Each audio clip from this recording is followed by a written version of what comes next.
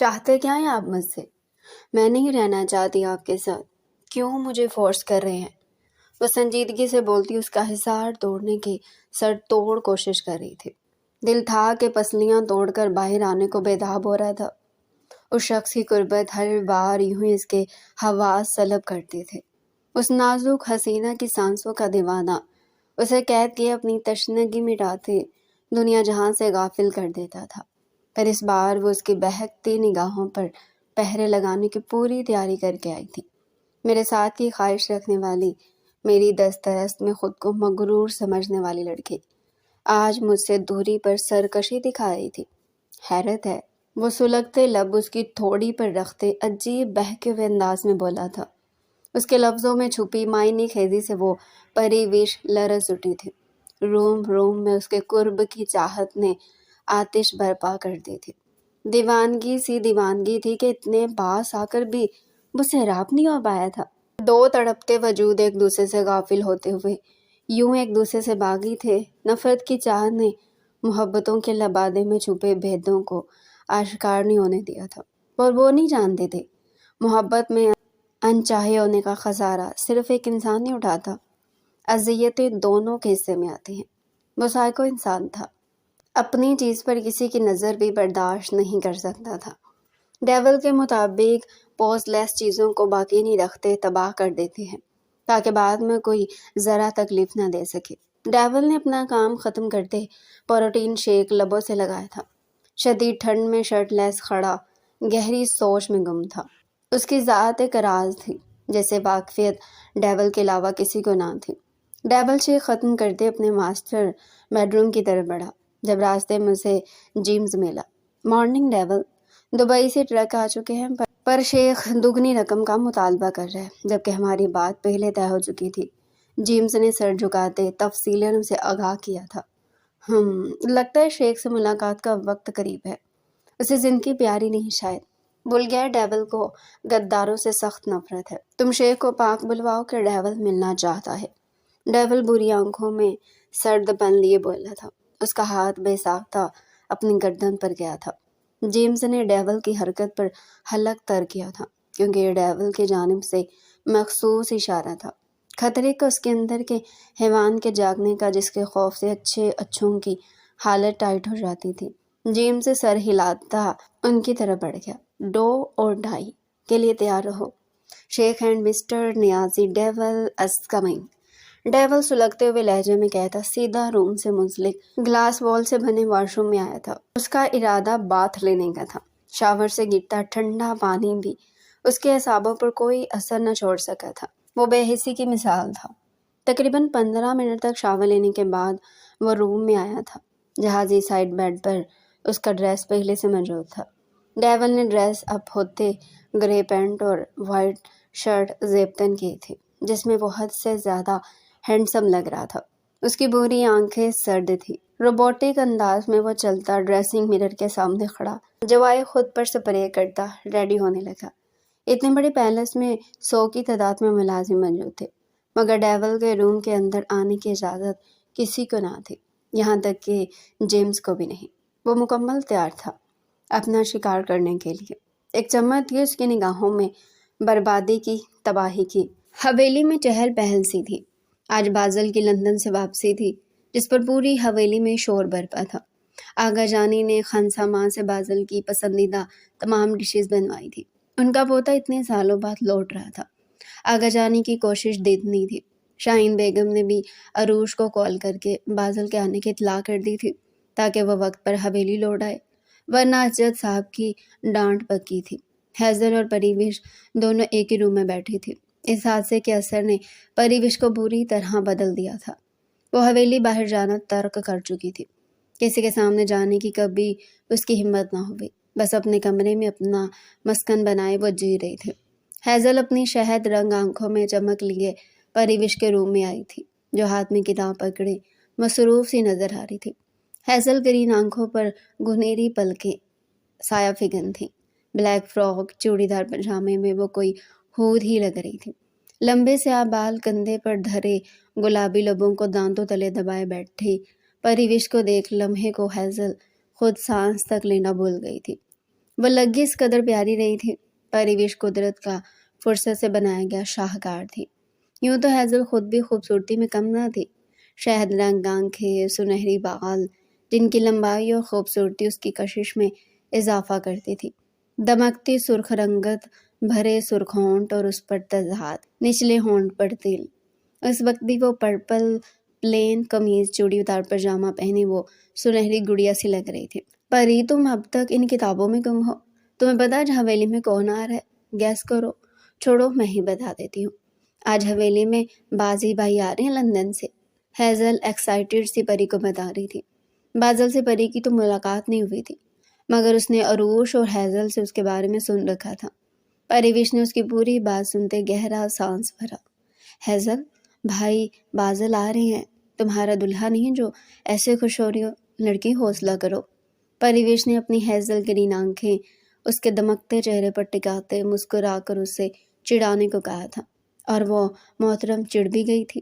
پری، تمہیں شرم نہیں آتی؟ سب کے سامنے کتنی معصوم بنتی ہو، اور اب دیکھو کیسے پٹر پٹر بول رہی ہو۔ آگا جانی دیکھ لیں تو گش کھا کر گر پڑے۔ اور ویسے بھی مجھے نہیں کرنی شادی وادی، میں تو ہمیشہ اپنی پیاری سی جند جان پری کے ساتھ رہوں گی۔ ہیزل اسے خوب سناتی، آخر میں محبت سے اسے گلے لگاتی بولی تھی۔ دونوں ہم عمر تھیں، اپنے حسن سے لاپرواہ شرارتوں میں گم زندگی گزاری تھی۔ کیا جانتی تھی قسمت کون سا کھیل کھیلنے والی ہے۔ ہیزل، تم جاؤ، سب کی ہیلپ کرو، میں بھی نماز پڑھ کے آتی ہوں۔ پری اس سے الگ ہوتی بولی تھی۔ وہ جانتی تھی حفصہ بیگم ابھی بس بلانے والی ہوں گی ہیزل کو۔ ہیزل اس کے پھولے سرخ گال پر لب رکھتی سرپٹ بھاگی تھی۔ وہیں پری اس کی حرکت پر پیچو تاب کھا کر رہ گئی۔ ہیزل ہمیشہ ایسے ہی کرتی تھی۔ اسے پری کے پھولے گال بے حد پسند تھے۔ وہ آتی جاتی اسے زچ کرتی رہتی، پر وہ بھی اپنے نام کی ایک تھی۔ پری کے لاکھ منع کرنے پر بھی باس نہ تھی۔ بازل کا انتظار کرتے سب اپنے کمروں میں جا چکے تھے۔ فلائٹ لیٹ ہونے کے باعث سب کا ہی موڈ خراب ہو گیا تھا۔ آغا جان میر اسجد کے ساتھ ڈیرے پر جا چکے تھے۔ آغا جانی دوائی لے کر کچھ دیر پہلے سوئے تھی۔ رات ڈھل رہی تھی۔ پوری شہد حویلی پر اندھیرے کا راج تھا۔ پری بھی آغا جانی کے روم میں تھی۔ اسے آج ان سے کہانی سننی تھی، یہ اس کا معمول تھا۔ ہیزل اپنے اور پریوش کے مشترکہ روم میں بیٹھی ناول پڑھنے میں مشغول تھی۔ یہ کام وہ پری کی غیر موجودگی میں ہی کرتی تھی، کیونکہ پریوش کو شدید چڑ تھی ان کے ناولوں سے۔ ہیزل کب کہاں کسی کی ماننے والی تھی۔ اسے ناولز کا بے حد شوق تھا۔ ہیزل اسٹوری کا اختتام سیڈ ہوتا دیکھ کسل مندی سے ناول پٹک گئی۔ اسے شروع سے ہی روڈ رومانٹک ہیرو پسند تھے، مگر سیڈ سٹوریز پر اکثر وہ خود بھی افسردہ ہو رہتی۔ ہیزل نے وال کلاک کی طرف رخ کیا تو گھڑی رات کے 12 بجا رہی تھی۔ ناول ختم کرنے کے چکر میں اس نے کھانا بھی نہیں کھایا تھا۔ ہائے اللہ ہیزل، چل پہلے پیٹ پوجا کر لے، ورنہ ان چوہوں کی ڈیتھ ہیرو سے پہلی ہو جانی ہے۔ وہ خود سے بڑبڑاتی کمبل سے پاؤں نکالے، چپل نرم و ملائم پاؤں میں اڑستی نیچے کچن میں چلی آئی۔ پر یہاں آنا اسے سراسر اپنی غلطی لگا۔ پوری حویلی میں اندھیرے میں ڈوبی ہوئی تھی۔ اندھیرے سے تو ویسے ہی اسے پھلجڑی سی جان جاتی تھی۔ ہیزل حلق تر کرتی سوئچ بورڈ کی طرف بڑھی کہ لائٹس آن کر سکے۔ اس سے پہلے کہ ہیزل کا ہاتھ سوئچ بورڈ تک جاتا، وہ کسی سے ٹکراتی سیدھا سامنے والے کے اوپر جا گری تھی۔ ہیزل کی جی جان سے لبوں پر گھنی مونچھوں کی چبھن سے تڑپ اٹھی تھی۔ شہد رنگ آنکھیں ہونٹوں پر کسی کی گرفت محسوس کیے حیرت سے پھٹ گئی تھی۔ دل دھڑک دھڑک کر پاگل ہوا تھا۔ یہ عمل صرف چند سیکنڈ کا تھا۔ ہیزل اندھیرے میں کسی کے اوپر پڑی سلگتے لمس سے سسک اٹھی تھی۔ ہیزل لمحے کی دیری کیے بنا چہرہ دور کیے چیخنے لگی تھی، جب دگنی تیزی سے نیچے پڑے وجود نے اس کے کپ کپاتے لبوں پر ہتھیلی جمائی تھی۔ اس کی آواز حلق میں دم توڑ گئی۔ شہد رنگ آنکھوں میں نمی اترنے لگی۔ نازک سا سراپا کانپ رہا تھا۔ نہ جانے کون تھا، یہ سب کیا ہوا تھا اس کے ساتھ، سوچ کر ہی ہیزل کا ننھا سا دماغ چکر آ گیا تھا۔ اس سے پہلے کہ اندھیرے میں بڑا ہوا وجود کچھ کہتا، ہیزل ڈر سے حواس کھوتی اس کے سینے پر آ گری۔ بازل جو سب کو سرپرائز کرنے کے چکر میں اندھیرے میں اندر چلا آ رہا تھا، اس اچانک نازل ہوتی آفت پر خوف زدہ ہوا۔ ڈارک پیچ آنکھوں میں قہر سا سمٹ آیا تھا۔ آخر حویلی کی کون لڑکی تھی جو رات کے اس پہر یہاں موجود تھی؟ خود پر پڑے نازک وجود کا خیال کرتے وہ جلدی سے ہیزل کو خود سے دور کرتا، سوئچ بورڈ کی طرف بڑھتا، ساری لائٹس آن کر گیا۔ بازل نے آنکھیں میچتے خود کو کمپوز کیے رخ دوسری جانب کیا تھا، جہاں ہیزل اپنے حلیے سے لاپرواہ بے ہوش تھی۔ بازل کے قدم بے ساختہ ہیزل کی طرف اٹھے تھے۔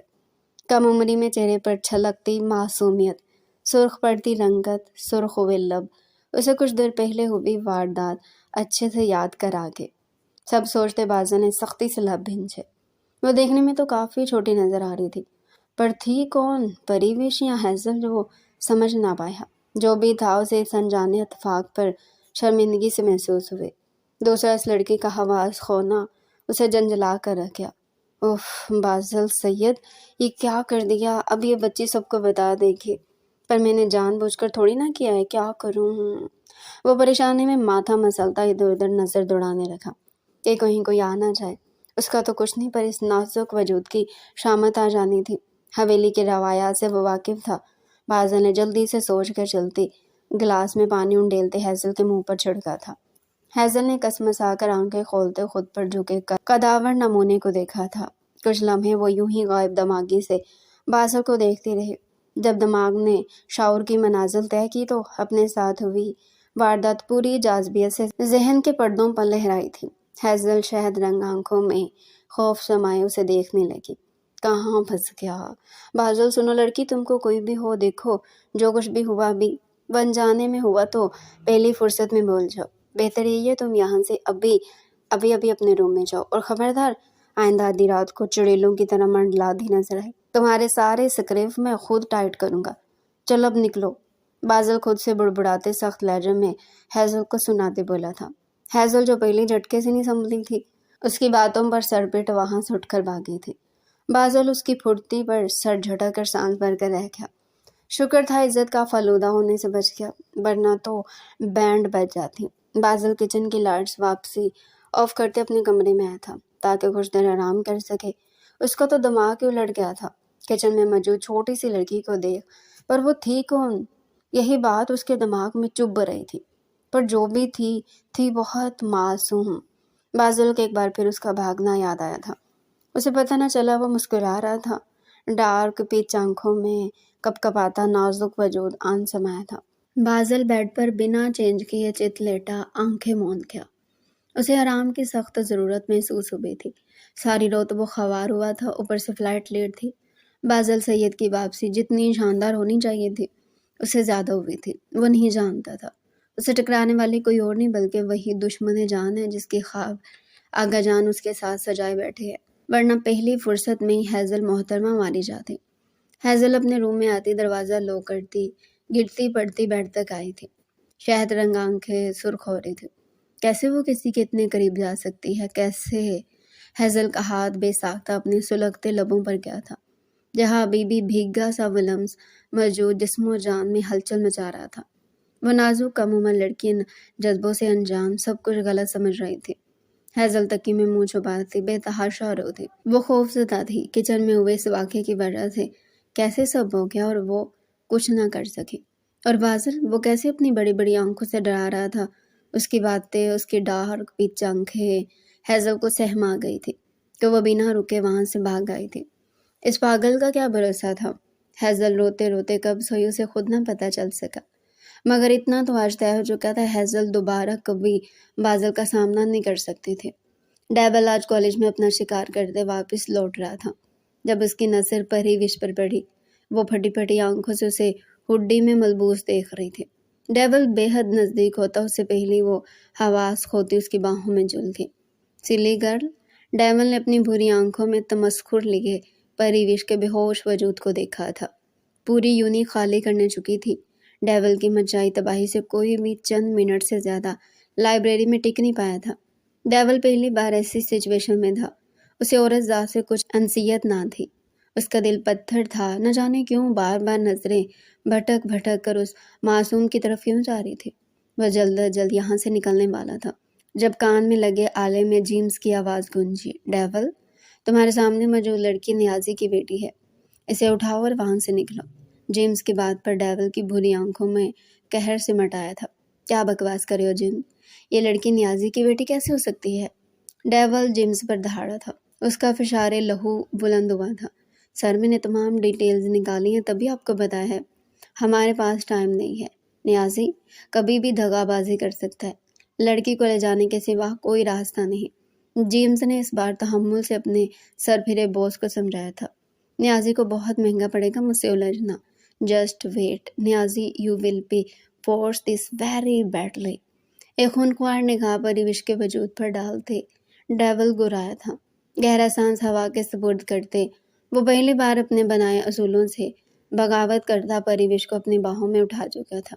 پریوش کا نازک وجود ڈیول کے سینے سے لگا تھا، پر ڈیول کے سینے میں کوئی ہلچل نہ تھی۔ وہ برف کی طرح سرد تھا۔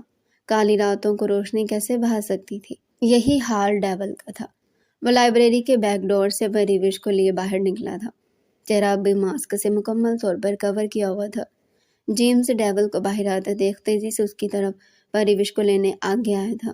وہ ڈیول کی فطرت سے واقف تھا۔ لڑکیوں سے اس کی دوری کا گواہ جیمز خود تھا، پر اگلے لمحے جیمز کو 100 واٹ کا جھٹکا لگا جب ڈیول نے اپنی باہوں میں موجود لڑکی کو اس کے حوالے کرنے کے بجائے اپنے قدم گاڑی کی طرف بڑھائے تھے۔ ڈیول پریوش کو لیے بیک سیٹ پر بیٹھا تھا جب پریوش کا سر ڈیول کے کندھے سے آن لگا۔ ڈیول نے شدید کوفت سے، جبکہ جیمز نے آنکھیں پھاڑے یہ منظر دیکھا تھا۔ جیمز، تم نے پیدل آنا ہے تو بتا دو، میرے 2 منٹ تم پہلے ضائع کر چکے ہو۔ ڈیول نے اسے یوں ہی بت بنے دیکھ اپنی گمگیر آواز میں ہوش دلایا تھا۔ جیمز کے گلے سے گلٹی ابھر کر معدوم ہوئی تھی۔ وہ فوراً سے پہلے گاڑی کی فرنٹ سیٹ پر بیٹھتے کار سٹارٹ کر چکا تھا۔ ڈیول نے غلط نگاہ پریوش کے چہرے پر نہ ڈالی تھی، پر نامحسوس انداز میں پریوش کا حجاب اس کا چہرہ چھپا چکا تھا، جسے جیمز یا کوئی اور اب تک اس لڑکی کا چہرہ نہیں دیکھ پائے تھے۔ معاف کر دو ڈیول، اب ایسا نہیں ہوگا، پلیز میری بیٹی کو چھوڑ دو، وہ معصوم ہے۔ نیازی اس حیوان کے پیروں میں گر کر گڑ گڑا رہا تھا۔ سامنے ہی ریڈ روم کے اسپیشل چیئر پر بیٹھا وہ اندھیروں کا بادشاہ دلکشی سے سگار سلگاتا اسے دیکھ رہا تھا۔ اس کی سرد بے تاثر نظریں نیازی کو اپنے وجود کے آر پار ہوتی محسوس ہو رہی تھی۔ خوف سے حلق خشک پڑ گیا تھا۔ اوف نیازی، بیڈ لک، تم نے اپنی موت کے لیے بہت بھیانک جگہ چنی ہے۔ تم جانتے اس اندھیرے میں تمہارے وجود کو ختم کرنے کا سرور میرے سر پر سوار ہے۔ اب مزید انتظار نہیں کر سکتا۔ ڈونٹ وری، میں تمہاری بیٹی کا پورا خیال رکھوں گا۔ آفٹر آل وہ تمہاری پیاری سی بیٹی ہے۔ ڈیول بڑے معصومانہ انداز میں اس کی موت کا نقشہ کھینچتے اسے کانپنے پر مجبور کر گیا تھا۔ اپنے ہاتھ میں موجود سگار کا آخری کش لیتا وہ چیئر سے اٹھتا، دونوں ہاتھ پاکٹ میں پھنسائے اٹھ کھڑا ہوا۔ ڈیول، تم جو کہو گے میں وہ کروں گا، کبھی تمہارے سامنے نہیں آؤں گا، بس مجھے جانے دو یہاں سے۔ نیازی نے موت کے خوف سے اپنی سی آخری کوشش کی تھی، پر اگلے پل اس کی آواز ریڈ روم میں گونج اٹھی تھی۔ ڈیول کا فیورٹ ہارڈی نیازی کو موت سے درکنار کر چکا تھا۔ ریڈ روم میں نیازی کی دل دہلا دینے والی چیخیں گونج رہی تھی، وہیں ڈیول کے وحشت ناک قہقہوں سے کمرہ گونج اٹھا تھا۔ کوئی بھی نارمل انسان یہ منظر دیکھ اپنے حواس کھو سکتا تھا، پر وہ ڈیول تھا، وحشتوں کا بادشاہ۔ اس کا موت دینے کا انداز بڑا دل فریب تھا، ایک خوبصورت ٹریپ جسے آج تک کوئی دشمن بچ نہیں پایا تھا۔ اوپس نیازی، تم نے دیر کر دی۔ ڈیول کے رولز میں معافی کا مطلب آزادی ہوتا۔ میرے دوست، تم نے محنت ضائع کر دی، ابھی تو اور تڑپتے دیکھنا تھا۔ ڈیول اپنی پینٹ فولڈ کرتے گھٹنوں کے بیٹھتا، ساکت آنکھوں سے پڑے نیازی کی گردن سے اپنا ہارٹی نکالتے بولا تھا۔ آواز سرگوشی نما تھی۔ اس کا رائٹ ہینڈ جیمز ڈیول کے ہاتھ میں موجود وہ ہارٹی دیکھ جوجڑی لے اٹھا۔ وہ دنیا کا تیز ترین وار تھا، جس کی بناوٹ ایک پین سے مماثلت رکھتی تھی۔ ہارٹی کے وار سے بچنا ناممکن تھا، اور پھر غداروں کے لیے تو ڈیول کے بعد صرف موت تھی، بھیانک موت۔ درندگی میں ڈوبا وہ شخص احساسات سے عاری تھا۔ نیازی کو تڑپتے دیکھ ماسک کے پیچھے چھپے اس درندے کی روح تک سرشار ہوئی تھی۔ ان چیخوں میں ہی تو ڈیول دی حیوان کا سکون تھا۔ اس کی بری آنکھوں میں سمندر جیسا سکوت تھا۔ شاید ہی وہ شخص کبھی مسکرایا ہو، سوائے اپنے کام کے وقت۔ ڈیول کی لائف کے 2 ہی رول تھے، سہاروں سے اسے نفرت تھی، اور معافی پر وہ صرف موت سے ہمکنار کرنا جانتا تھا۔ اس کی فطرت میں بغاوت تھی۔ وہ موت کے خیال سے حیض اٹھانے والا اپنی طرز کا اکلوتا درندہ تھا۔ کسی نے آج تک اس کا چہرہ نہیں دیکھا تھا، پر اس کے وار کا انداز بتاتا تھا کہ شکار ڈیول نے کیا ہے۔ اس وقت سید خاندان کے سب بڑے بڑے آغا جان کے روم میں موجود تھے۔ ایسا صرف تبھی ہوتا تھا جب کوئی بہت اہم فیصلہ کرنا مقصود ہوتا۔ آغا جان کے احترام میں سب خاموش بیٹھے تھے کہ کب وہ بات شروع کریں تو سب کی سانسیں بحال ہوں۔ آغا جان نے اپنے دونوں بیٹوں اور بہوؤں کو اپنے سامنے بٹھایا تھا۔ رکھ رکھاؤ والے آغا جان سنجیدگی سے ایک نظر سیدانی کو دیکھ کر بولنا شروع ہوئے۔ آپ سب جانتے ہیں کہ بازل کی پڑھائی مکمل ہو چکی ہے۔ اب ان کا لندن رہنے کا کوئی جواز باقی نہیں بچتا۔ ہم چاہتے ہیں کہ پاکستان آتے ان کا نکاح ہیزل سے کر دیا جائے۔ دونوں خاندانوں کی مضبوطی کے ساتھ ساتھ اس میں ہماری دلی رضامندی شامل ہے۔ آپ سب کی کیا رائے ہے؟ آغا جان نے دونوں بیٹوں کو دیکھ کر کہا تھا۔ ماجد صاحب اور اسجد صاحب دونوں نے ایک دوسرے کو دیکھا تھا۔ بابا جان بازل کی باغی طبیعت سے تو آپ واقف ہیں، وہ کیسے ہیزل کے ساتھ نباہ کر سکے گا؟ اسجد صاحب نے آغا جان کو تصویر کا دوسرا رخ دکھایا تھا۔ بازل کی خودسری سے تو پورا خاندان واقف تھا۔ وہ نہیں چاہتے تھے اپنی بیٹی کو کسی ایسے شخص کے ساتھ باندھے جو اسے بیزار رہے۔ بازل کی عادات سے سبھی چڑ کھاتے تھے۔ بازل ہمارا بچہ ہے اسجد، اس کی ٹینشن تم مت لو، اسے ہم دیکھ لیں گے، تم اپنا بتاؤ۔ آغا جان نے ان کی تمام باتوں کو رد کرتے مین پوائنٹ پکڑا تھا۔ وہ بس جلد از جلد بادل کو نکاح کے بندھن میں باندھنا چاہتے تھے۔ نہ جانے کون سا خوف ان کے دل میں پنجے گاڑے بیٹھا تھا۔ آغا جان آپ کا ہر فیصلہ ہمیں منظور ہے، بس ایک بار ہیزل سے پوچھ لیں کیا وہ بازل سے نکاح کے لیے تیار ہے، کیونکہ زندگی تو ان دونوں نے ساتھ گزارنی ہے۔ اس بار بولنے والے ماجد صاحب تھے۔ سید خاندان میں بیٹیوں کو بڑے نازوں سے پالا گیا تھا اور ہیزل میں تو اسجد صاحب کی جان بستی تھی۔ ٹھیک ہے، ہم ہیزل بیٹا سے خود بات کر لیں گے، ہمیں نکاح اسی ماہ کرنا ہے تو سب تیاریاں شروع کریں۔ بڑی بہو، آغا جان نے سب کی نیم رضامندی جان کر شاہینہ بیگم سے کہا تھا، جو ان کی بات پر محض سر ہلا کر رکھی۔ اصل ٹینشن تو انہیں ہیزل کی تھی۔ وہ ذرا باغی سی لڑکی تھی اور عمر میں بھی بازل سے کافی چھوٹی۔ بازل سنجیدگی کا پیکر تھا، دونوں ہی ایک دوسرے سے الٹ تھے تو کیا جوڑ بنتا تھا۔ سید خاندان شاہ پور میں سب سے مشہور خاندان تھا۔ آغا میر تراب سید جانے مانے جاگیردار تھے۔ گاؤں میں سب انہیں آغا جان ہی کہتے تھے۔ وہ اپنے اصولوں پر زندگی گزارنے والے شخص تھے۔ سخت مزاج تراب سید نے اپنے خاندان کو جوڑ کر رکھا تھا۔ گاؤں کے تمام لوگ ان کی بہت عزت کرتے تھے۔ کوئی بھی فیصلہ آغا تراب کے بغیر نہیں کیا جاتا تھا۔ ان کے ہر فیصلے پر مہر میر تراب سید کی پختہ زبان لگاتی تھی۔ میر تراب سید کی اہلیہ نور بیگم ایک خاندانی عورت تھی، جن سے میر تراب سید کے دو ہی بیٹے تھے، بڑے بیٹے میر اسجد سید اور چھوٹے ماجد سید۔ دونوں بھائیوں کی شادی آغا جان نے اپنی مرضی سے کی تھی۔ میر اسجد سید کی اہلیہ شہین بیگم ان کی ماموزہ تھی، جبکہ میر ماجد سید کی اہلیہ حفصہ بیگم ان کی بچپن کی مانگ تھی۔ میر اسجد سید رنگین مزاج آدمی تھے۔ شہین بیگم کے ہوتے ہوئے آئے دن وہ اپنی غیر اخلاقی سرگرمیوں میں ملوث رہتے، جبکہ ان کے برعکس میر ماجد سید نرم گو اور وفا شعور انسان تھے۔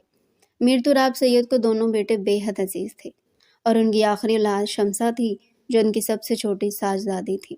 پر نہ جانے کیوں آغا جان کو شمسہ سے کوئی خاص انسیت نہ تھی۔ اسی کے چلتے انہوں نے 20 سال کی ہوتی ان کی شادی اپنی ہی عیاش بھتیجے نیازی سے کر دی، جو شہر میں مقیم تھا۔ نیازی ایک سخت مزاج آدمی تھا، جس نے شادی کے کچھ ہی دنوں میں شمسہ بیگم پر اپنی اصلیت واضح کر دی تھی۔ وہ کوئی خاندانی رئیس نہ تھے۔ ان کے والد کی چھوٹی ہوئی چھوٹی سی فیکٹری تھی جو گھاٹا ہونے کے باعث سیل کر دی تھی۔ شمسہ بیگم صابر عورت تھی، وہ جیسے تیسے ان کے ساتھ گزارا کر رہی تھی۔ نیازی انہیں ہر بات پر باپ کے گھر جانے اور طلاق دینے کی دھمکی دیتے، جسے وہ بڑے ضبط سے سنتی رہ جاتی تھی۔ کسی سے کہہ بھی نہیں سکتی تھی، کیونکہ باپ کی دہلیز تو وہ کب کا چھوڑ چکی تھی۔ آغا جان کی سختی میں کمی اجے صاحب کی اولاد کی صورت ہوئی۔ اجے صاحب کو اہلیہ نے خاندان کے پہلے وارث کو جنم دیا، مگر وہ سال میں بیماری کے چلتے خالق حقیقی سے جا ملا۔ اس کے بعد دوبارہ شہین بیگم اور حفصہ بیگم نے ایک ساتھ خوشخبری تھی۔ جہاں شہین بیگم نے عروج کو جنم دیا، وہیں دوسری طرف حفصہ بیگم نے بازل کو جنم دیا۔ عروج سرمئی آنکھوں والی سرخ و سفید رنگت کی مالک گولو مولو سی بچی تھی، جیسے کوئی بھی پیار کیے بنا نہ رہ پاتا۔ بازل سید ڈارک پیچ آنکھوں والا سفید بھالو سا بچہ تھا، جیسے آغا جان سینے سے لگائے رکھتے۔ دونوں بچوں میں بس کچھ ہی گھنٹوں کا ڈفرنس تھا۔ سبھی گھر والوں کو دونوں بچے بے حد عزیز تھے۔ میر تراب نے پورے گاؤں میں مٹھائی بٹواتے اپنی خوشی کا اظہار کیا تھا۔ شاہین بیگم عروج کو سنبھالنے میں ہلکان رہتی تو بازل بھی سید حویلی سر پر اٹھائے رکھتا۔ دونوں بچوں سے حویلی میں رونق تھی۔ سید خاندان میں بچوں کے آنے سے بہاریں لوٹ آئی تھی۔ بچے اب بڑے ہو رہے تھے۔ آغا جان اپنے پوتا پوتی کو دیکھ کر جیتے تھے۔ بازل اور عروج 2 سال کے ہو رہے تھے جب دوبارہ شاہین بیگم کے یہاں خوشیوں نے دستک دی۔ اس بار اسجد صاحب انہیں پہلے بتا چکے تھے کہ انہیں بیٹا چاہیے۔ شاہین بیگم ان کی باتوں پر افسردہ رہنے لگی تھی۔ وہ سمجھ نہیں پا رہی تھی کہ کیسے اسجد صاحب کو سمجھائیں، سب خدا کے فیصلے ہیں، جسے وہ چاہے نواز تھے۔ اسجد صاحب بس ان سے اپنا وارث چاہتے تھے، پر خدا کو کچھ اور ہی منظور تھا۔ اس بار شاہین بیگم نے بیٹی کو جنم دیا، جس کا نام انہوں نے ہیزل رکھا تھا۔ ہیزل شہد رنگ آنکھوں والی گڑیا تھی، جس کے سنہرے بال اس کی خوبصورتی میں اضافہ کرتے تھے۔ ہیزل کے آنے پر نہ جانے کیسے اسجد صاحب کا دل بیٹی کے لیے نرم ہو گیا تھا۔ وہ پہلی بچی تھی جسے وہ گود میں لے کر خوب پیار کرتے، لاڑ لڑاتے۔ شاہین بیگم تو باپ بیٹی کو دیکھ پھولے نہ سماتے۔ سید خاندان میں بیٹیوں کو کچھ خاص مقام حاصل نہ تھا، مگر اسجد صاحب اپنی دونوں بیٹیوں کو بے حد محبت سے پالا۔ ان کی پرورش بیٹوں کی طرح کی۔ عروج کی چنچل حرکتوں سے سید حویلی میں مسکراہٹیں بکھری رہتی۔ ہر کوئی اسے سر آنکھوں پر بٹھاتا، سوائے آغا جان کے جو ذرا فاصلہ ہی رکھتے، کیونکہ عروج کو دیکھتے انہیں شمسہ کی یاد آتی تھی۔ وہ اپنی پھوپھو سے کافی زیادہ مشابہت رکھتی تھی، اس لیے آغا جانی تو اسے خوب لگاؤ رکھتی، پر آغا جان ذرا دور ہی رہتے۔ دن پڑ لگا کر اڑ رہے تھے۔ بازل کے بعد حفصہ بیگم کچھ پیچیدگیوں کے باعث دوبارہ ماں نہ بن سکی۔ بازل ان کی اکلوتی اولاد ہونے کے ساتھ ساتھ سید خاندان کا پہلا وارث تھا، جس میں آغا جان کی جان بستی تھی۔ ان کے لیے بازل سے اہم کچھ بھی نہیں تھا۔ وہ سنجیدہ مزاج شہزادہ ان کے دل سے جڑا تھا۔ شمسہ بیگم کو شادی کے 5 سال بعد رب تعالیٰ نے اپنی رحمت سے نوازا، جس کا نام انہوں نے پریوش رکھا۔ اس کی آمد پر بھی نیازی کچھ خاص خوش نہ تھے، بس اسر کے ڈر سے خاموش رہے۔ انہوں نے ایک بار بھی اپنی بیٹی کو نہیں دیکھا تھا، بلکہ اولاد ہونے کے بعد وہ مزید شمسہ بیگم سے بدظن ہو گئے تھے کہ انہیں اپنا وارث چاہیے، جن کے شمسہ بیگم کا نہ جانے کون سے موڑ پر لے جا رہی تھی۔ وہ بس اپنی بچی کو سینے سے لگائے سسکتے رہتے۔ انہیں شکوہ تھا اپنے باپ سے، جنہوں نے کسی بیکار شے کی طرح اپنی زندگی سے نکال دیا تھا، تو کیا ان کی یاد کسی کو نہ آتی تھی؟ وہ زبان سے لفظ ادا نہ کرتی، پر اندر ہی اندر انہیں اپنا کا دکھ گھن کی طرح چاٹ رہا تھا۔ وہ پہرو اپنی ننھی سی پریوش کو گود میں لیے خالی نظروں سے تکتے رہتے۔ دل لہو لہان تھا، یہ سوچ کر کیا پریوش بھی ان کی طرح ساری عمر باپ کے پیار سے محروم رہے گی؟ کیا قسمت پھر سے ایک شمسہ بنائے گی؟ سورج کی روشنی میں وائٹ پیلس اپنی پوری آب و تاب سے چمک رہا تھا۔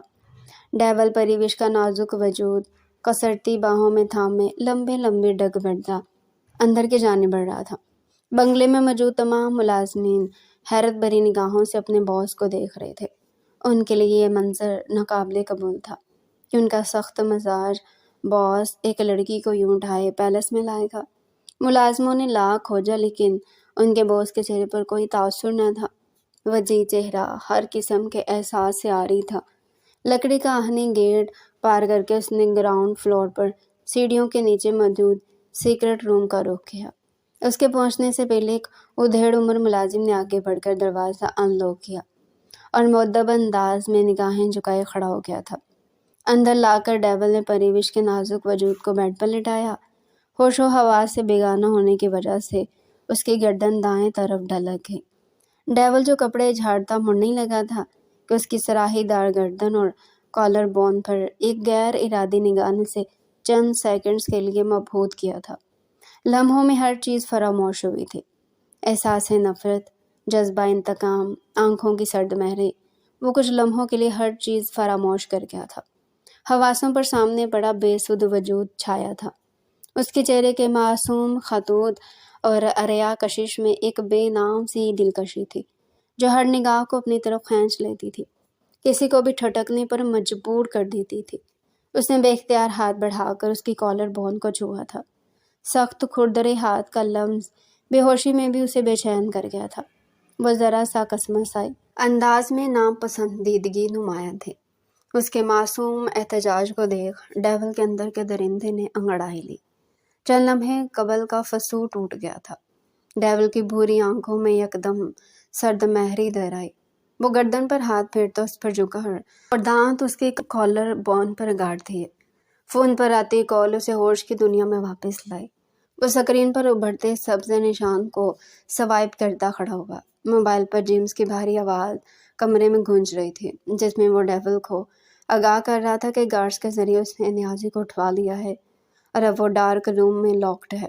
ڈیول ہونٹوں پر موجود پریوش کے خون کے قطروں پر زبان پھیرتا جیمز کو جواب دے رہا تھا۔ اب اس کی بری آنکھوں سے وحشت ٹپک رہی تھی۔ بھوکے شیر کے مانند چہرے کے تاثرات تھے، جس کا شکار چند ہاتھ کی دوری پر تھا۔ تمہاری کہانی اپنے انجام کو پہنچنے کو ہے نیازی۔ آئی ہوپ کہ تم آخری منزل کے سفر سے خوش ہوگے، اتنا خوش کہ میرا بنگلہ تمہاری دردناک چیخوں سے گونج اٹھے گا۔ ہوش میں آتی اس نے خود کو ایک اجنبی جگہ پر پایا۔ سورج کی روشنی کھڑکیوں سے چھن کر آ رہی تھی، جو نیم تاریخ کمرے کے ماحول کو خوابناک بنا رہی تھی۔ خود کو ایک کمرے میں بند پا کر اس کا معصوم دل لرز اٹھا۔ خوف کے مارے اس کی خوبصورت پیشانی پر پسینے کی ننھی منھی بوندیں چمکنے لگے۔ اس نے آگے بڑھ کر دروازہ کھٹکھٹانا شروع کیا۔ معصوم ذہن میں یہی تھا کہ مدد کو بلائے گی تو مدد آ جائے گی۔ وہ نہیں جانتی تھی کہ یہ ڈیول کی جیل ہے، یہاں سے رہائی ناممکن ہے۔ کوئی ہے؟ ہیلو، کوئی ہے؟ مجھے نکالو یہاں سے پلیز۔ ہیزل، کہاں ہو تم؟ ہیزل، ہیلو، کوئی ہے؟ ساؤنڈ پروف کمرہ ہونے کی وجہ سے اس کی آواز باہر موجود کسی بھی ملازم کے کانوں تک نہ جا سکی۔ چیخ چیخ کر جب گلا رند گیا تو وہ روتے ہوئے وہیں دروازے کے ساتھ ہی بیٹھتی چلی گئی۔ ہلکے ہلکے ہاتھوں سے وہ ابھی بھی دروازہ پیٹ رہی تھی، مگر اب اس میں وہ پہلے جیسی شدت نہ تھی۔ نیازی کو ختم کر کے ڈیول نے سیدھا سیکرٹ روم کا رخ کیا۔ کمرے میں داخل ہوتے اس کی سبھی پیشانی کی شکنوں میں اضافہ ہوا۔ دروازے کے پاس ہی بے شمار کانچ کی چوڑیاں ٹوٹی پڑی تھی۔ وہ سمجھ گیا وہ ہاتھ اور بازوؤں سے دروازہ پیٹتی رہی ہے، جس کی وجہ سے اس کی چوڑیاں ٹوٹ کر نیچے کارپیٹ پر گر گئی تھی۔ خود وہ بیڈ پر آلتی پالتی انداز میں سیدھی بیٹھی تھی۔ ڈیول کو دیکھ کر اس کی پوزیشن میں کوئی تبدیلی نہیں آئی، البتہ ہیزل گرین آنکھوں میں خوف و دہشت کی جھلک واضح تھی۔ وہ خاموشی سے قدم اٹھاتا، متوازن چال چلتا، شاہانہ انداز میں کاغذ پر بیٹھ گیا۔ اس نے لائٹر سے جو ہی سگریٹ سلگایا، پریوش کو کھانسی شروع ہوگی۔ وہ لاپرواہ بیٹھا سگریٹ سلگاتا رہا۔ کھانس کھانس کر پریوش کے سفید چہرے میں سرخیاں گھلنے لگیں۔ ہیزل گرین آنکھوں میں پانی بہنا شروع ہو گیا تھا۔ وہ دھیرے سے قدم اٹھاتی اس کے قریب آئی اور نرم و نازک ہاتھوں سے سگریٹ پکڑ کر ایش ٹرے میں مسل دیا۔ ڈیول لمحے بھر کے لیے اس کی اس جرات پر ساکت ہوا تھا۔ آج سے پہلے یہ حرکت کسی نے نہیں کی تھی۔ کانپتے ہاتھوں سے پری نے بالکانی کے پیچھے اڑستے کھانسی روکنے کی ناکام کوشش کی۔ ڈیول نفی میں سر ہلاتا جھٹکے سے کھڑا ہوا اور اس کی کھانسی کو اپنے لبوں سے روک دیا۔ پریوش کی ہیزل گرین آنکھیں خوف و دہشت سے پھٹ گئی۔ اس نے خود کو ڈیول کی گرفت سے چھڑانا چاہا، مگر مقابل 1 انچ نہ ہلا۔ البتہ لبوں پر شدت بڑھ گئی تھی۔ وہ نازک جان سہ نہ سکی اور ایک بار پھر ہوش و حواس کھو بیٹھی۔ ڈیول کی پیشانی پر بل پڑے۔ اسے پریوش کا بے ہوش ہونا ناگوار گزرا تھا۔ اس کا بازو دبوچے سائڈ ٹیبل پر رکھا۔ ٹھنڈے پانی کا جگ ڈیول نے اس نازک حسینہ پر الٹ دیا۔ وہ تڑپ کر ہوش میں آئی۔ ہیزل گرین دہشت زدہ آنکھیں بے تاثر بری نگاہوں سے ٹکرائی۔ آئندہ اگر تم بے ہوش ہوئی تو، سرد لہجے میں ادھوری بات کہتے وہ خاموش ہو گیا تھا۔ پریوش اس کی مضبوط گرفت میں تھر تھر کانپ رہی تھی۔ ڈیول کی بری آنکھوں کی وارننگ اور لہجے کی سرد مہری سے اس کی ریڑھ کی ہڈی میں سنسنی دوڑ گئی۔ ہیزل پاس جانا ہے۔ کانپتے نازک وجود نے خوف کے ذریعے اثر بامشکل اپنی عرضی بیان کی تھی۔ پریوش نے آج تک کسی انجان آدمی سے بات نہیں کی تھی، اور یہاں وہ کتنے گھنٹوں سے ڈیول کے رحم و کرم پر تھی۔ وہ جب سے اسے ملا تھا صرف درد دے رہا تھا۔ ہیزل گرین آنکھوں میں نمی جھلملانے لگی۔ لرزتی گھنیری پلکیں کسی کا بھی سکون برباد کر دے، مگر یہاں مقابل ڈیول تھا، جس کی بے حسی اور سرد مزاجی سے زمانہ واقف تھا۔ اس کے برعکس پری کی پوری دنیا ہیزل سے شروع ہو کر ہیزل پر ہی تمام ہوتی تھی۔ ہیزل کے نام پر ڈیول کی رگیں تنکیں۔ اس نے دونوں ہاتھوں سے پریوش کے بازوؤں کو دبوچا۔ بری آنکھوں میں سرخ ڈورے خون چھلکانے کو بےتاب تھے۔ نازک اندام پری سہم سیکھی۔ اسے ڈیول کی انگلیاں اپنے بازوؤں میں دھنستی ہوئی محسوس ہو رہی تھی۔ شدت ضبط سے اس کا چہرہ لال ہو گیا۔ مما مجھے درد ہو رہا ہے۔ اس کی سرگوشی ڈیول کو بخوبی سنائی دی تھی، مگر اس کے درد کا احساس نہیں جاگا تھا۔ اس نے گرفت اور سخت کی تو وہ کراہ اٹھی۔ وہ پریوش کے نزدیک ہوا تو اسے خوف سے آنکھیں سختی سے میچ لیں۔ ڈیول کی دنیا میں اس کی مرضی کے لوگ رہتے ہیں اور اسی کی مرضی کے لوگوں کے بارے میں بات کرتے ہیں۔ تم اس بات کو جتنی جلدی سمجھ جاؤ گی تمہارے لیے اتنا ہی بہتر ہوگا۔ سرد لہجے میں دھیرے دھیرے وہ اس کے کان کے قریب چہرہ کیے بول رہا تھا۔ پریوش کو اس کی نرم گرم سانسیں اپنے کان پر محسوس ہو رہی تھی۔ ڈیول کے لب اس کے کان کی لو کو چھو رہے تھے۔ وہ خود میں سمٹتی اس سے دور ہونے کی کوشش کر رہی تھی۔ وہ لب بھینچے اسے جھٹکے سے چھوڑتا دروازے کی جانب بڑھ گیا۔ وہ گیلے کپڑے سکھانے کی غرض سے کھڑکی سے آتی دھوپ میں کھڑی ہو گئی تھی۔ سورج کی شعاؤں سے گرمائش ملتے وہ پرسکون ہو گئی تھی۔ اعصاب نارمل ہوئے تو دماغ نے صورتحال سے نکلنے کا سوچا۔ وہ ہیزل گرین آنکھیں پٹ پٹاتی کھڑکی کو گھورنے لگے۔ انداز سے معلوم ہوتا تھا کہ راہ نجات کا انتظام ہو گیا ہے۔ وہ ہاتھوں کو ملتے پرجوش دکھائی دینے لگی۔ اس نے کمرے کی وسط میں رکھا سٹول کھڑکی کے پاس رکھا۔ نازک پیروں کو جوتے سے آزاد کرتے وہ اس پر چڑھی اور چٹکنی گرا دی۔ لکڑی کا پٹ کھلتے ہی سامنے تنگ گلی نما سرنگ تھی۔ وہ نہیں جانتی تھی کہ سرنگ کا اختتام کہاں ہوتا ہے، لیکن یہاں سے نکلنے کا ایک یہی راستہ تھا۔ چونکہ دروازہ باہر سے لاکڈ تھا، اسے کھول نہیں سکتی تھی۔ کھڑکی کھول لی تھی تو اب وہ موقع گمانا نہیں چاہتی تھی، اس لیے فراک کے فلیر کو سنبھالتے وہ سرنگ نما تنگ گلی میں کود گئی، یہ جانے بنا کہ اس کا یہ قدم اس کے لیے کتنی بڑی آزمائش ثابت ہونے والا ہے۔ سورج کی شعائیں دھیرے دھیرے نارنجی ہونے لگی تھی۔ چار سو سناٹا تھا۔ پریوش کو اپنی دھڑکنوں کا شور صاف سنائی دے رہا تھا۔ وہ دھیرے دھیرے قدم اٹھاتی خوف سے تیز ہوتی سانسوں کو ہموار کرنے کی کوشش کرتی چل رہی تھی۔ تنگ و تاریک سرنگ نما راستے کا اختتام ایک بہت ہی خوبصورت سیاہ رنگ کے دروازے پر ہوا تھا۔ وہ ہیزل گرین آنکھوں میں ستائش لیے اسے کھولنے لگی۔ وہ یہ دیکھ کر حیران رہ کہ اسے زیادہ محنت نہیں کرنی پڑی تھی۔ دروازہ آرام سے کھل گیا تھا۔ وہ پرجور سی دروازے کو دھیرے سے دھکیلتی اندر داخل ہوئی۔ سامنے کے منظر نے اس کے پیروں تلے سے زمین کھینچ لی تھی۔ راکنگ چیئر پر ٹانگ دھرے وائن گلاس ہاتھ میں تھامے بیٹھا ڈیول انتہائی سرد بری آنکھوں سے اسے گھور رہا تھا۔ پریوش کو اپنی ریڑھ کی ہڈی میں سنسنی دوڑتی محسوس ہوئی۔ اس نے خشک لبوں پر زبان پھیرتے بولنے کی کوشش کی، وہ ڈیول کو اپنی جگہ سے اٹھتے اپنی طرف بڑھتے دیکھ اس کی ہیزل گرین آنکھیں خوف سے بڑی ہوگی۔ کیا وہ میں اس وقت واک کرتی ہوں، اس لیے روم سے باہر آئی۔ پری نے بامشکل حلق سے آواز نکال کر جملہ مکمل کیا تھا، اور بھی نہایت نامناسب۔ اس نے زبان دانتوں تلے داب لی۔ ایک آنکھ بند کر کے دوسری سے ڈیول کی جانب دیکھا، وہ اسے گھور رہا تھا۔ پری نے اپنے تاثرات نارمل کیے۔ یہاں سے بھاگنا چاہتے ہو؟ ڈیول کی سرگوشی نما بھاری مردانہ آواز بہت قریب گونجی تھی۔ نہیں دو۔ اس بات میں سر ہلاتے زبان سے انکار کرتی وہ ڈیول کو شش و پنج میں مبتلا کر کے۔ کیا چاہتی ہو؟ لہجہ کسی بھی قسم کے تاثرات سے پاک تھا۔ مجھے بھوک لگی ہے۔ مجھے سمجھ رہا تھا کہ اسے گھر بھیجنے کا کہے کہ الگ ہی مطالبے پر وہ اسے دیکھ کر رہ گیا۔ سر سے پیروں تک اس کا جائزہ لیتا وہ اسے گھبرانے پر مجبور کر رہا تھا۔ ایسے میں ڈر جاتی ہوتی ہوں۔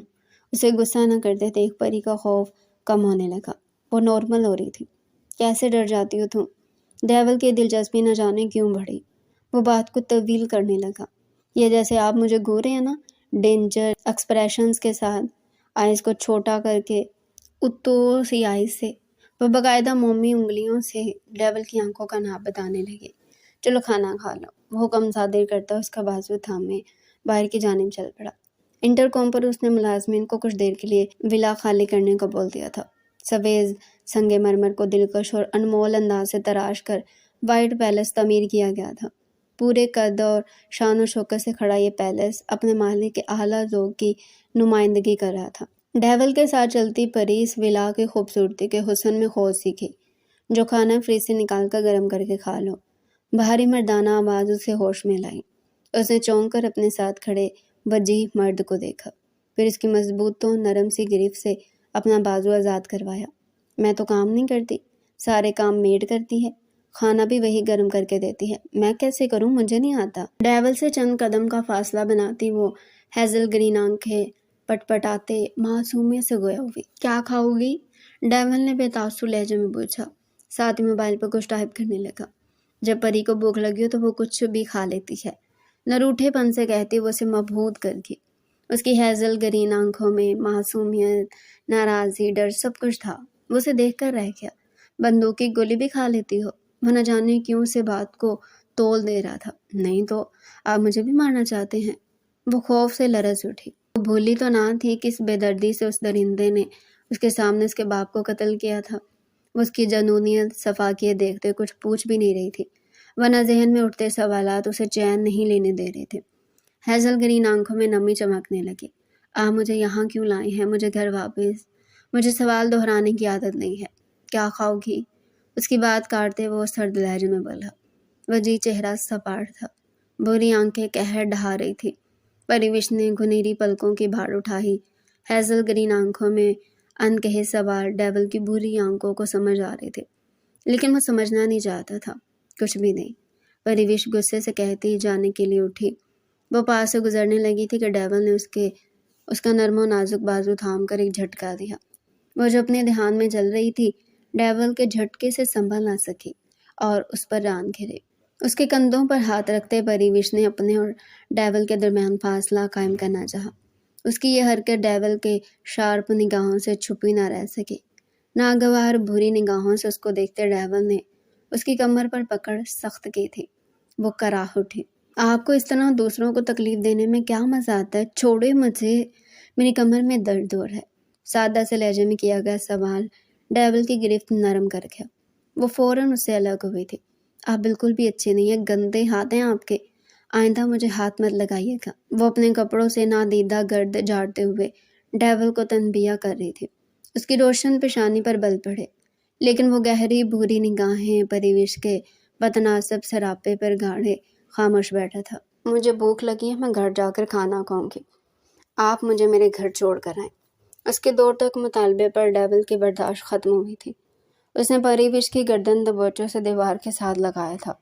अगर तुमने आइंदा घर जाने का नाम लिया तो मैं तुम्हें जिंदा जमीन में गाड़ दूंगा। और इसे सिर्फ धमकी मत समझना, अपने बाप का हाल देख चुकी हो तुम।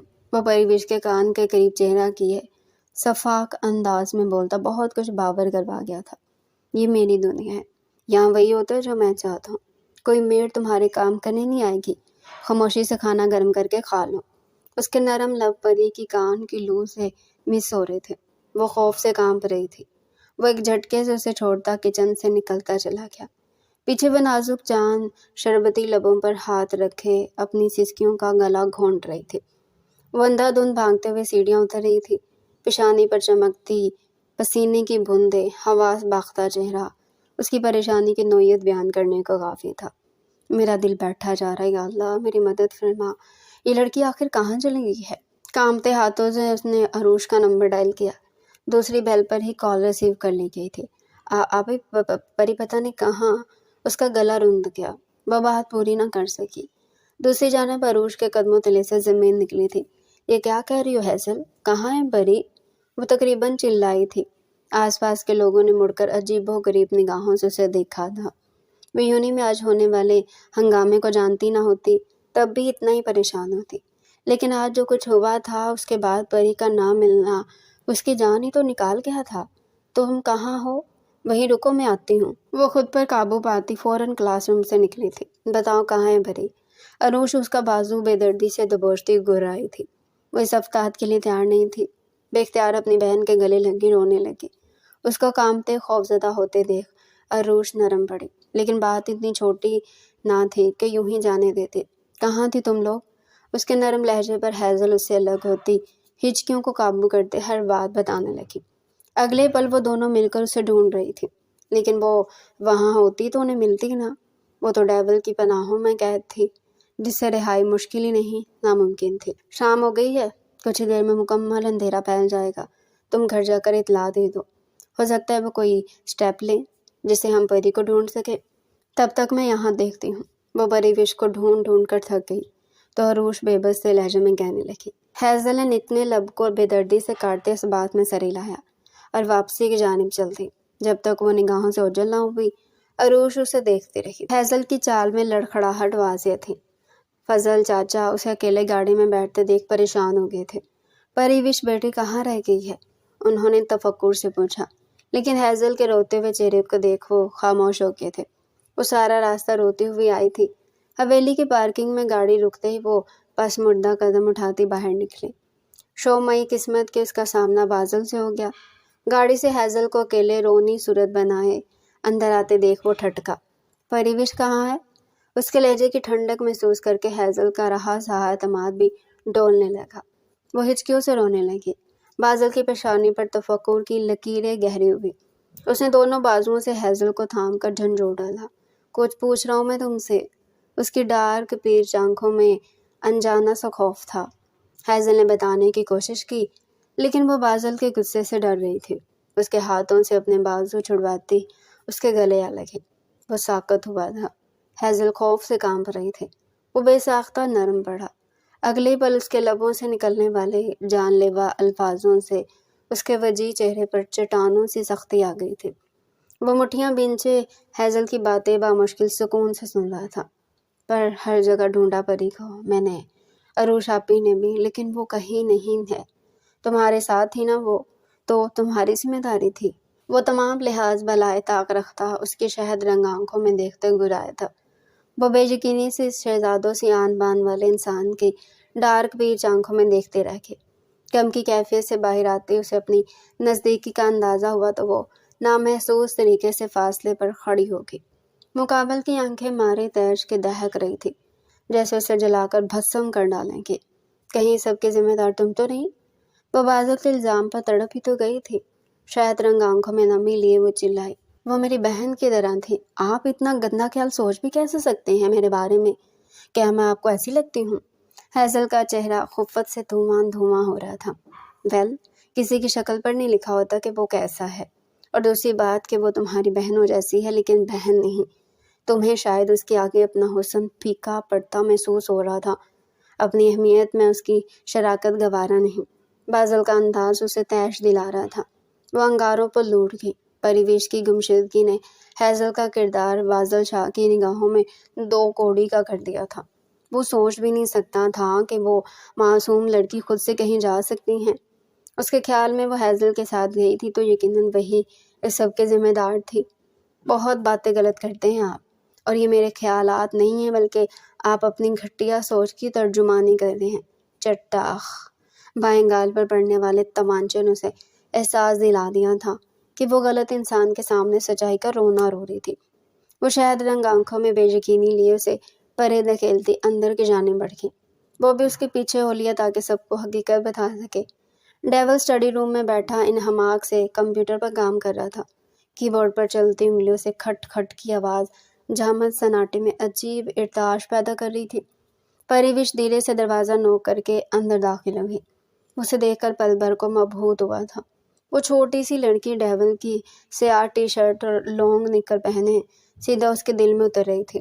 سرخ و سفید اناری چہرے پر خوف کے سائے ڈیرا ڈالے ہوئے تھے۔ کیا ہوا ہے؟ اتنی رات کو یہاں کیوں آئی ہو؟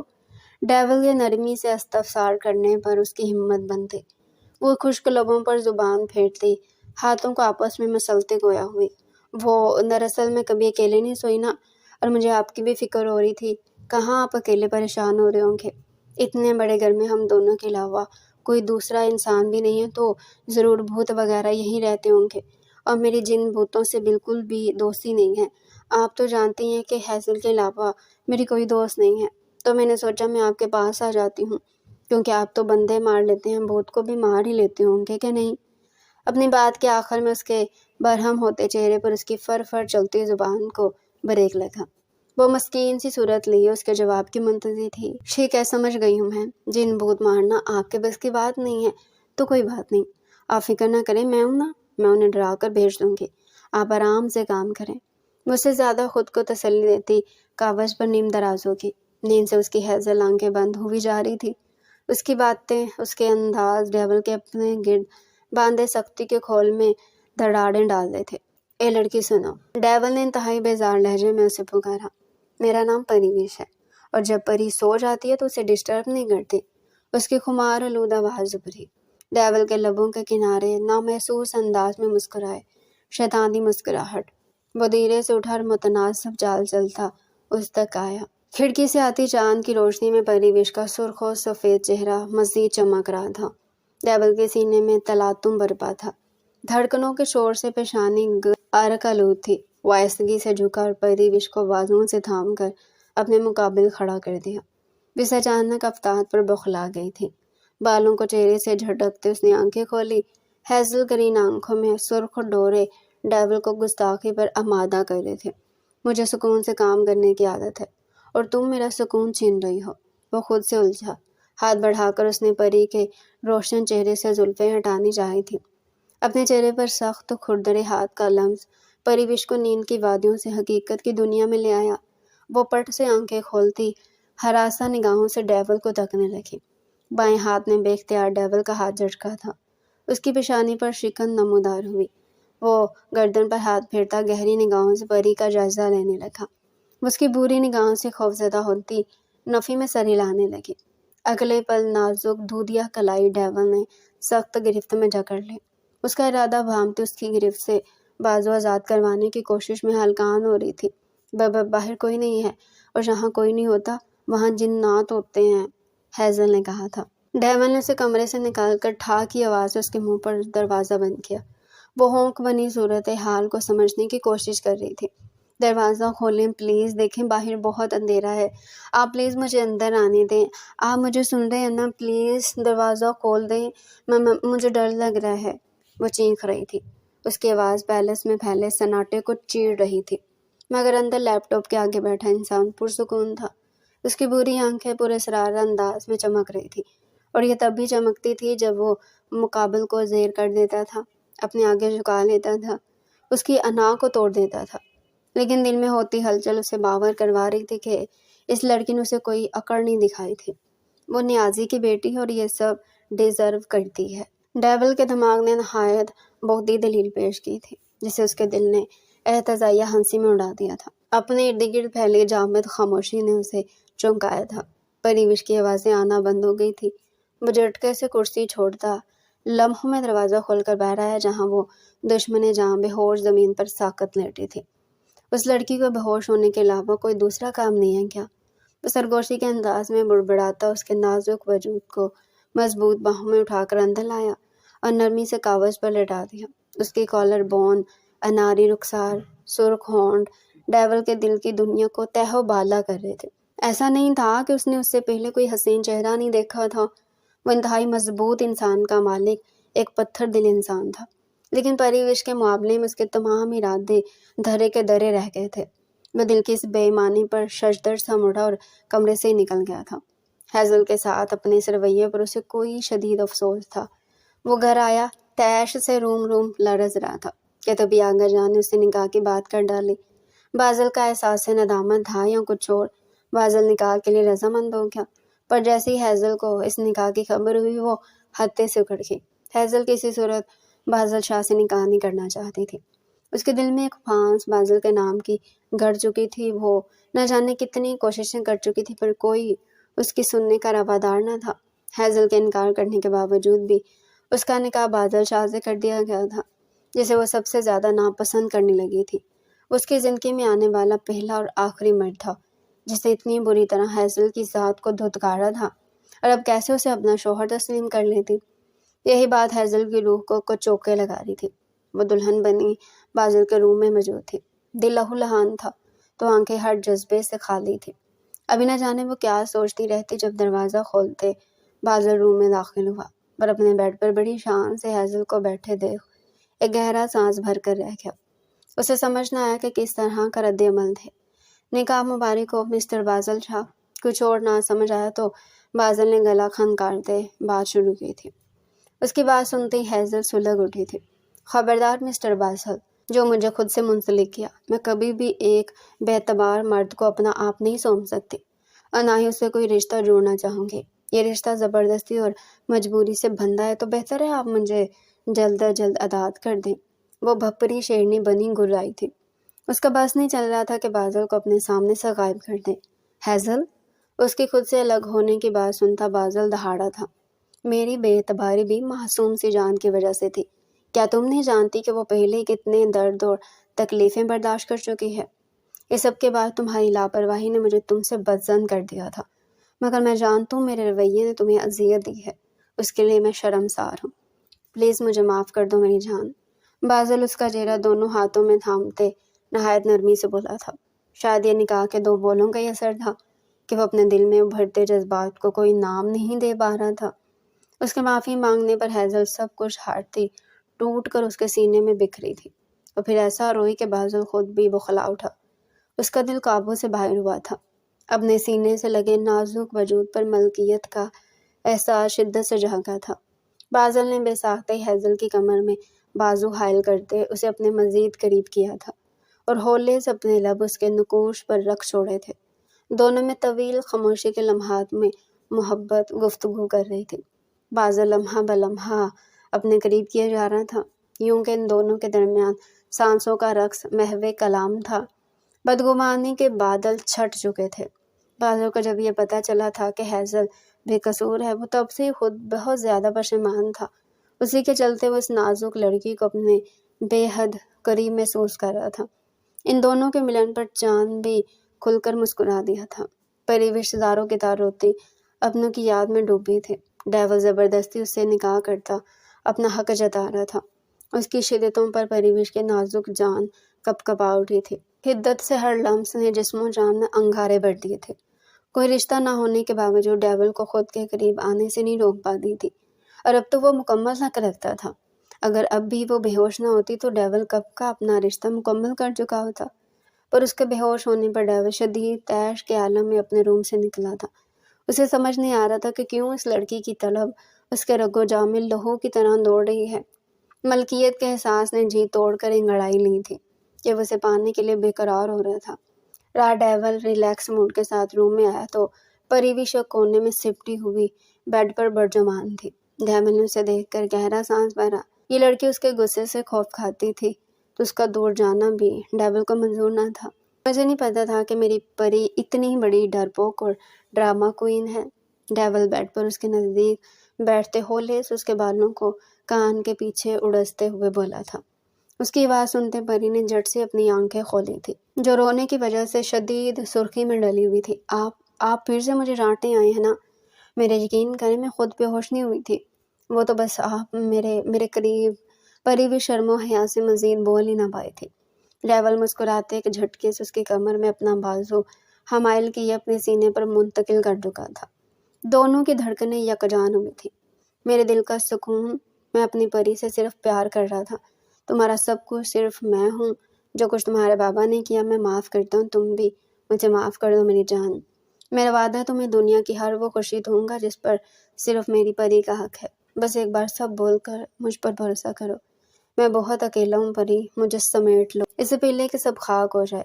ڈیول کی آواز بھاری ہو رہی تھی، جیسے وہ آنسو خود میں جذب کر رہا ہو۔ پریوش کو اس کی بات سنتے جھٹکا لگا تھا۔ ڈیول کے دور جانے کے بعد نے اسے سنجیدہ کیا تھا۔ ان دنوں میں جس طرح ڈیول نے اس کا خیال رکھا تھا، دل نہ چاہتے ہوئے بھی راغب ہو رہا تھا۔ بے ساختہ ہی وہ ڈیول کے انابی لبوں پر اپنی لب رختی سے خود میں سمیٹ گئی تھی۔ ذرا سی جسارت پر پورا بدن کپ کپا اٹھا تھا۔